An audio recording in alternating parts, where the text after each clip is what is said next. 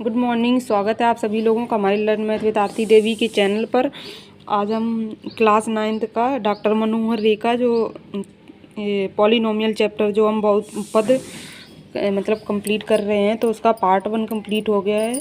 तो पार्ट 1 में हमने एक्सरसाइज 1A 1B को कंप्लीट किया है। उसके बाद हम पार्ट 2 में 1C प्रश्नावली 1C से कंप्लीट करेंगे। एक्सरसाइज 1C से मतलब इसको स्टार्ट करेंगे। तो आप लोग सबसे पहले अगर आप लोगों ने वो फर्स्ट पार्ट नहीं देखा, उसके सारे क्वेश्चन अगर पहले करने हैं 1A और 1B के, तो आप सबसे पहले पार्ट 1 को देखें, फिर उसके बाद आप पार्ट 2 को देखेंगे। तो चलो स्टार्ट करते हैं। और आप लोगों ने अगर हमारे अभी चैनल को सब्सक्राइब नहीं किया है, तो आप लोग हमारे चैनल को सब्सक्राइब कर लीजिएगा, लाइक भी करिएगा और शेयर भी करिएगा। और आप लोग अगर हमारे चैनल पर न्यू आए हैं तो बेल आइकन को ज़रूर प्रेस करिएगा, जिससे कि नई वीडियो आने तक आप लोगों को उसका नोटिफिकेशन पहुँच जाए। तो चलो स्टार्ट करते हैं। तो जैसे अब यहाँ पे ये प्रश्नावली 1C के क्वेश्चन का प्रश्न नंबर 1 मतलब स्टार्ट करते हैं। तो जैसे यहाँ पे लिखा हुआ है, ये बहुविकल्पी वाले क्वेश्चन हैं, ऑप्शनल टाइप के हैं क्वेश्चन, जो कि उसमें MCQ टाइप के रहते हैं। तो जैसे इसका पहला क्वेश्चन क्या दिया हुआ, इन्होंने लिखा है P of polynomial P of -3 = 0 है, तो बहुपद P ऑफ x का गुणनखंड होगा। तो गुणनखंड वाले में हमने सबसे पहले बताया था कि अगर P of A if P of A = 0 then P of x जो होगा तो x - a, तो उसका वैल्यू क्या होता है, यदि P of A = 0 then x - a is वो फैक्टर होता है किसका, P ऑफ x का। तो हम यहाँ पे क्या करेंगे, इसको सबसे पहले बस सबसे अच्छा मतलब तरीका है इस क्वेश्चनों को सॉल्व करने का। अगर P ऑफ A 0 है, जैसे यहाँ पे लिखा हुआ है P ऑफ A = 0, तो ये किसकी वैल्यू है, ये P ऑफ x का x की जगह पे रखा गया है। तो आपको क्या कर देना है, बस x = a लिख देना है। अब यहाँ पे देखेंगे A की वैल्यू क्या है, A की वैल्यू यहाँ पे क्या दी है, -3 दी, क्योंकि P ऑफ -3 = 0 दिया है, तो x की वैल्यू क्या हो जाएगी, -3 लिख देंगे। तो x बराबर क्या आ गया, -3। तब इसको इस साइड ले आएंगे, x + 3 = 0, बस यही हमारा आंसर हो गया। तो इसमें देख लेंगे कौन सा विकल्प हमारा सही है। तो इसमें B वाले विकल्प में दिया गया, सेकेंड वाले में दिया गया है, तो हमारा क्या आंसर हो जाएगा, सेकेंड हो जाएगा। वही इन लोगों ने किया है। फिर उसके बाद अब सेकेंड वाला क्वेश्चन में क्या दिया गया, बहुपद ये और ये को इससे भाग देने पर, मतलब x² + 4x + 5 को x + 3 से भाग देने पर शेष फल हमारा क्या होगा। तो ये रिमाइंडर थ्योरम थी।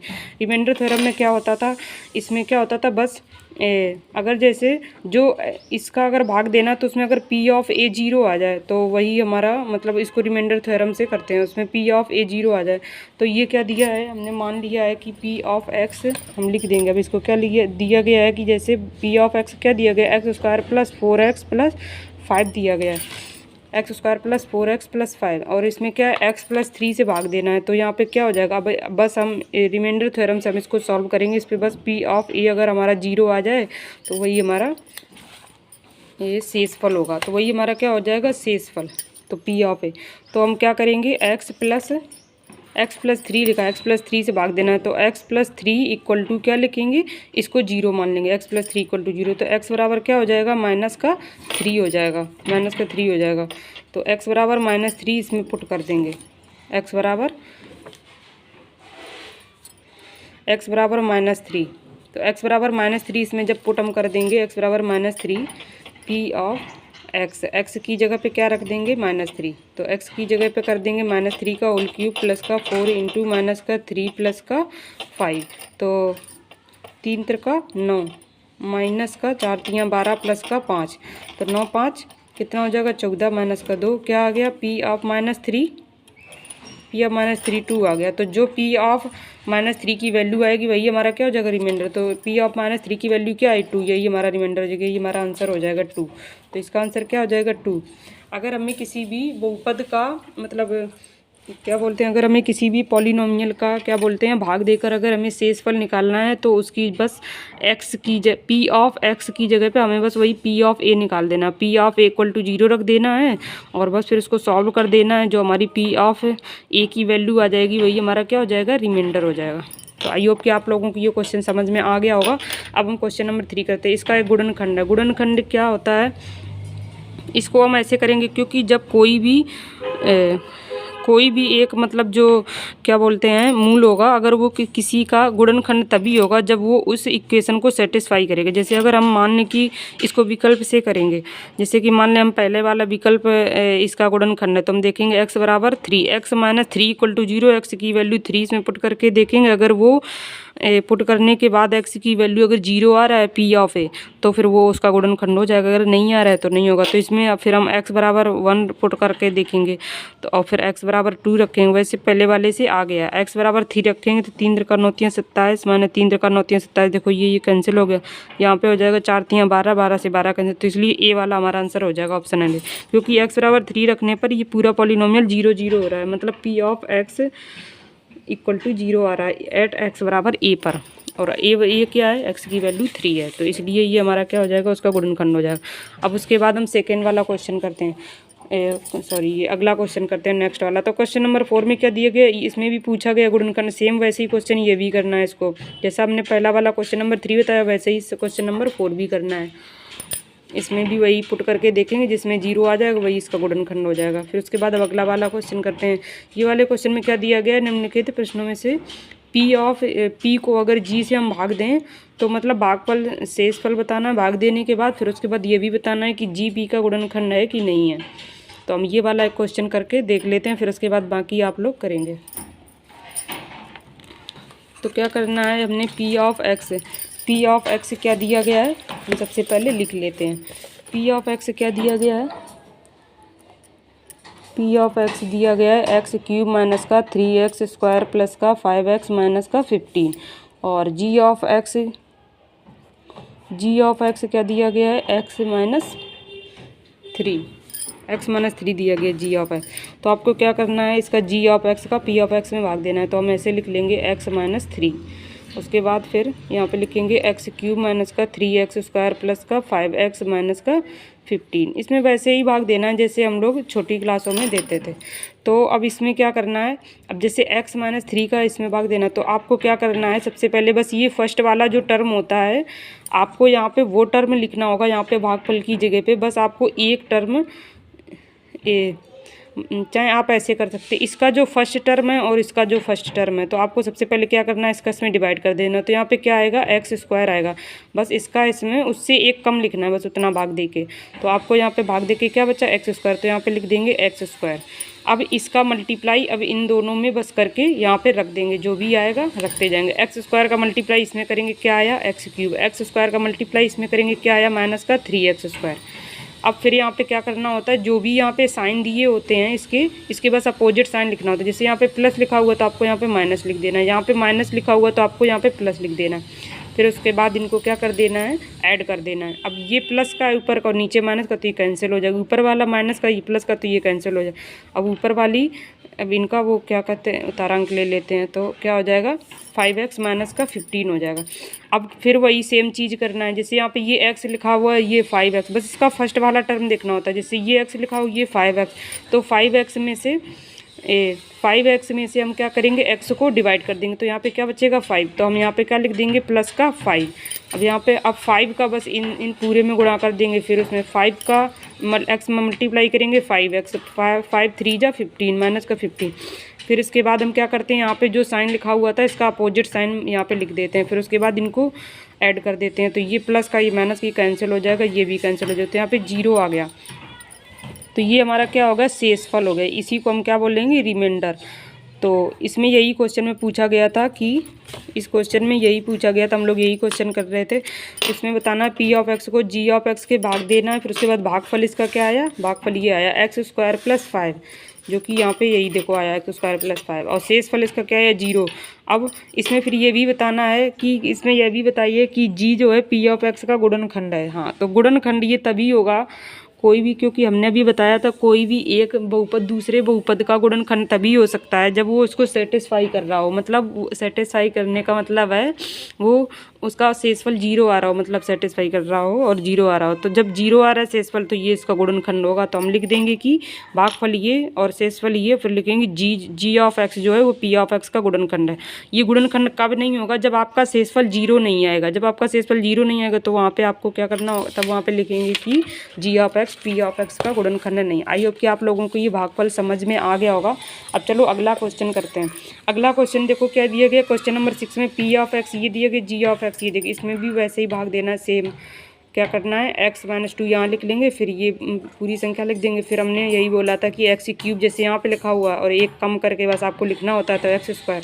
अब एक्स स्क्वायर का इसमें पूरे मल्टीप्लाई करेंगे तो ये आ जाएगा। फिर उसके बाद यहाँ पे कितना आ जाएगा, इसको ऐड कर देते हैं तो कितना आ गया 5x स्क्वायर। फिर उदाहरण लेंगे माइनस का 12x, फिर इसका करेंगे तो सबसे फिर आप यहाँ पे 5x स्क्वायर, यहाँ पे x है तो यहाँ पे प्लस का 5x लिखेंगे। 5x का फिर मल्टीप्लाई इन दोनों में कर, ऐसे ही करते जाएंगे। तो इसमें शेषफल क्या आएगा, 0 आएगा। तो 0 अगर शेषफल आ रहा है तो लिख देंगे g of x p of x का गुणनखंड। अब सेम क्वेश्चन अगला वाला क्वेश्चन नंबर 7 भी दिया गया, सेम ऐसे ही करना है आपको जैसे हमने 5 और 6 को बताया है। सेम इसमें भी देखिए शेषफल 0 आ रहा है तो ये इसका गुणनखंड होगा। अब एक थोड़ा सा मतलब ये डिफरेंट टाइप का क्वेश्चन हो गया। अब इसको चलो थोड़ा करते हैं। क्वेश्चन नंबर 8 में जैसे क्या दिया गया है, एक एक्स क्यूब प्लस 1 दिया गया, एक एक्स प्लस 1। जब इसका इसमें डिवाइड करते हैं तो हम जब इसको डिवाइड करेंगे तो इसमें लास्ट में शेषफल हमारा क्या है कि 0 नहीं आ रहा, 2 आ रहा है। तो अब यहाँ पे ये वाला आंसर थोड़ा चेंज हो जाएगा, क्योंकि जब हमने बताया था शेषफल 0 ना आए तो वो उसका गुणनखंड नहीं होता है। जी ऑफ एक्स जो होगा पी ऑफ एक्स का गुणनखंड नहीं है। क्यों नहीं है? क्योंकि ये इसको सेटिस्फाई नहीं कर रहा है। और जब कोई एक पॉलिनोमियल दूसरे पॉलिनोमियल का गुणनखंड होता है तो वो उसको सेटिस्फाई करता है। उसकी वैल्यू वहाँ पर अगर हम पुट करें तो 0 आता है। ऐसे भी करके देख सकते हैं आप। तो ये इसका गुणनखंड नहीं है। अब सेम ऐसे ही ये क्वेश्चन नंबर 9 भी करेंगे। तो ऐसे ही ये जो हमने 1 2 3 क्वेश्चन बता दिए, आप लोग बाकी क्वेश्चन आप लोग करके देखिएगा। उसके बाद फिर इसमें भी देखो शेषफल इतना है इसलिए ये इसका भी लिखा हुआ है, ये इसका गुणनखंड नहीं है। उसके बाद क्वेश्चन नंबर 10 करेंगे। क्वेश्चन नंबर 10 में तो काफ़ी जी इसको आप चाहें ऐसे डिवाइड करके ऐसे ना करें, ये भाग विधि से डायरेक्ट भी कर सकते हैं। 2x का नहीं, अच्छा यहाँ पे x नहीं दिया हुआ है इसलिए आपको करना ही होगा भाग विधि से। वैसे नहीं कर सकते डायरेक्ट, क्योंकि यहाँ पे 1 के मल्टीप्लाई में x नहीं लिखा हुआ है। तो यहाँ पे भागफल जैसे ये करेंगे अपना पूरा, शेषफल कितना आया 1 आया, तो इसमें भी वही होगा कि ये इसका गुणनखंड नहीं है। अगर शेषफल 0 नहीं आ रहा है तो फिर वो उसका उसका गुणनखंड नहीं होगा। ऐसे ही क्वेश्चन नंबर 11 भी क्वेश्चन नंबर करेंगे। इसमें शेषफल 0 आया तो ये इसका गुणनखंड होगा। उसके बाद अगला वाला क्वेश्चन हम लोग 12 नंबर करते हैं। 12 नंबर क्वेश्चन में क्या दिया गया है, जैसे ये पी ऑफ एक्स ये, जी ऑफ एक्स ये है। फिर इसका यहाँ पे अब चलो ये वाला चलो एक क्वेश्चन कर लेते हैं। पी ऑफ एक्स जैसे क्या दिया गया है, पी ऑफ एक्स की वैल्यू दी गई है 2a square x square minus का ax माइनस का 1, और जी ऑफ एक्स की वैल्यू क्या दी गई है x माइनस 1/a। तो हम यहाँ पे क्या करेंगे, x माइनस 1/a को इधर लिख लेंगे और यहाँ पे लिख लेंगे 2a square x square minus का ax माइनस का 1। तो अब हमको फिर यहाँ पे ऐसे ही करना होता है। जैसे अब यहाँ पे ये x लिखा हुआ है और ये 2ax स्क्वायर है, तो हमें बस उसका x का भाग दे देना है। तो बस एक कम x लिखना है आपको। तो यहाँ पे लिख देंगे 2a स्क्वायर x। तो यहाँ पे जब इसका इसमें मल्टीप्लाई करेंगे तो वही आ जाएगा, क्योंकि हमने उतना ही कम लिखा था तो इसलिए वो तो आ ही जाएगा। बस ये चीज़ यहाँ पे ये मेन होता है, इसको करना होता है मल्टीप्लाई। तो जब हम क्या करेंगे, माइनस का a 1/a का मल्टीप्लाई करेंगे किसमें 2a स्क्वायर एक्स में, तो a से ही कैंसिल हो जाएगा। तो क्या आ जाएगा माइनस का 2ax, तो माइनस का 2ax आ जाएगा। फिर उसके बाद हमने क्या बताया था, उसके बाद कि आप लोगों को फिर यहाँ पे क्या करना होगा, ये जो साइन प्लस का दिया होता है इसको आपको माइनस करना होगा, उसका अपोजिट लिखना होता है। और ये ऊपर माइनस दिया तो प्लस, तो इसमें ये तो कैंसिल हो जाएगा। और ये अब इन दोनों को ऐड कर देंगे तो ये प्लस का 2x, ये माइनस का ax। तो प्लस का 2x माइनस का x क्या आ जाता है ax। फिर उसके बाद का माइनस का 1 हम यहाँ पे उतारांक ले लेंगे। फिर उसके बाद ax आ गया।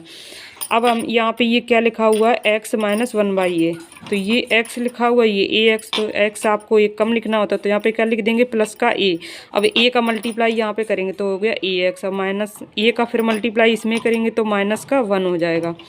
फिर उसके बाद अब यहाँ पे उनके अपोजिट साइन लिख देंगे, यहाँ पे माइनस हो जाएगा, यहाँ पे प्लस, तो ये तो पूरा पूरा कैंसिल हो रहा था। यहाँ पे जीरो से इसफल आ रहा है, तो जीरो से इसफल आ रहा है, तो चलो अब ये वाला क्वेश्चन इसका मतलब सॉल्व हो गया। अब इसमें भागफल क्या आया, 2x² प्लस का a, यही शायद आंसर आया है। हाँ यही आया, 2a² x प्लस का a आया है। फिर उसके बाद आप लोगों को बस यही बता देना शेषफल 0 हो गया। फिर उसके बाद लिखेंगे g(x) p(x) का गुणन, क्योंकि अगर शेषफल 0 आ रहा है तो गुणनखंड होगा, वो उसका गुणनखंड होगा। उसके बाद अब चलो प्रश्नावली एक्सरसाइज 1D को स्टार्ट करते हैं। 1C हमारी कंप्लीट हो गई है, और इसमें आप लोगों को जिस क्वेश्चन में भी डाउट हो रहा हो तो आप लोग कमेंट करके पूछ सकते हैं कि मैम ये वाले क्वेश्चन में हमको डाउट है, तो हम ज़रूर मतलब उसका सॉल्यूशन देंगे। उसके बाद अब हम चलो प्रश्नावली 1D स्टार्ट करते हैं। जैसे प्रत्येक क्वेश्चन की आंसर दिए गए इनमें छांटना है। तो जैसे अब इसका गुणनखंड पूछा गया क्या होगा, तो इसका गुणनखंड पूछा गया तो हम इसको कैसे करेंगे, 6x माइनस का 8y इसका पूछा गया, 6x माइनस का 8y, 6x माइनस का 8y इसका गुणनखंड पूछा गया है। तो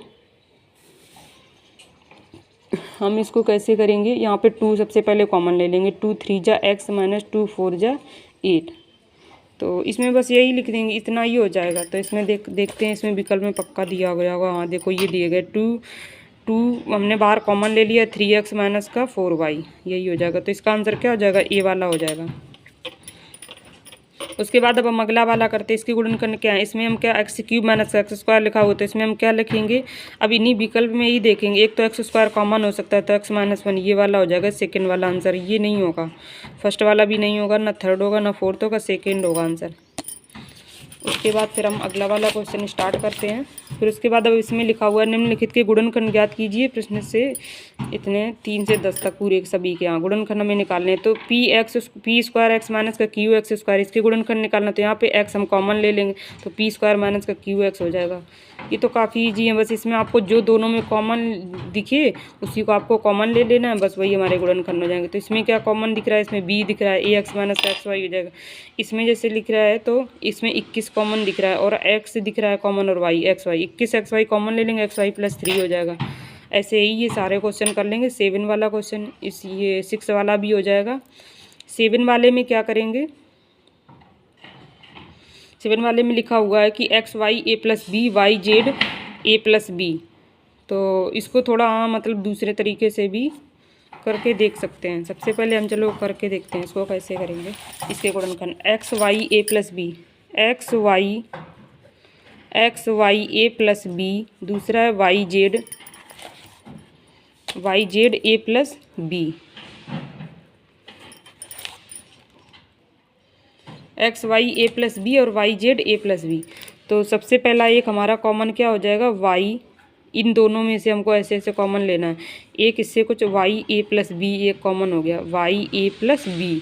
फिर उसके बाद इसमें क्या बचेगा, ये x बचा हुआ, फिर यहाँ पे क्या बचा, z, तो ये क्या हो गया, y a plus B x plus z, ये आ गया हमारा आंसर। तो इसके गुणनखंड क्या हो जाएगा, तो वही शायद लिखा हुआ है क्वेश्चन नंबर 7 में क्या आया, y a plus B x plus z। फिर उसके बाद अब अगला क्वेश्चन 8 है जो x plus Y X plus Y. अच्छा इसमें 5 एक कॉमन दिख रहा है और x प्लस वाई कॉमन दिख रहा है, तो वही यहाँ पे लिया गया है, 5x प्लस वाई को कॉमन लिया गया, बाकी सबको वैसे ही लिख देंगे। फिर उसके बाद अब क्वेश्चन नंबर 9 कर देंगे। 9 में क्या कॉमन दिख रहा है, a² b माइनस सी और c माइनस बी। तो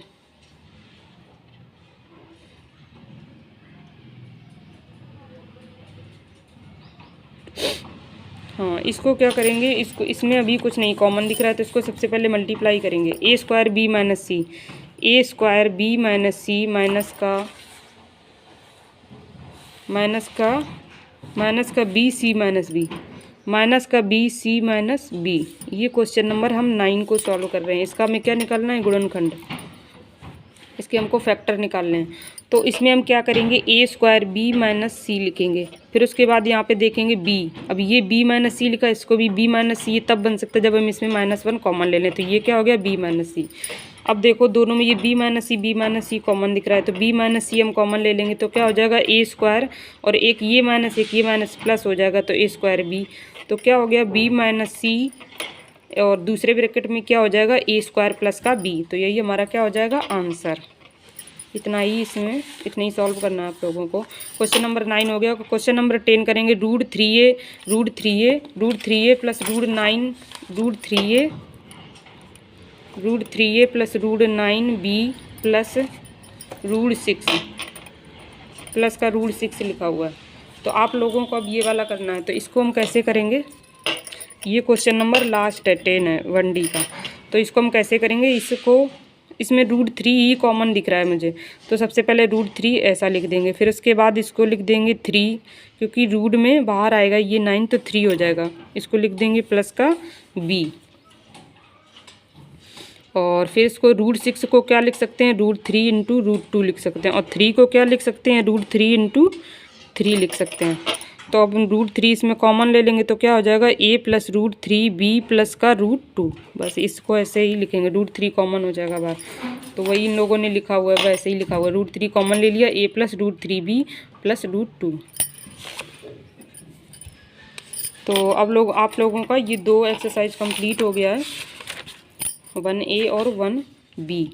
तो आई होप कि आप लोगों को ये 2 एक्सरसाइज आप लोगों की कंप्लीट, मतलब जो भी हमने बताया, आप लोगों को अगर इसमें कोई भी डाउट हो तो आप लोग कमेंट करके पूछ सकते हैं। और ठीक है, अब हम अगला जो पार्ट होगा उसको अगले चैप्टर जो एक्सरसाइज जो होंगी चैप्टर की, वो हम अगले पार्ट में कंप्लीट करेंगे। थैंक यू आप लोगों को।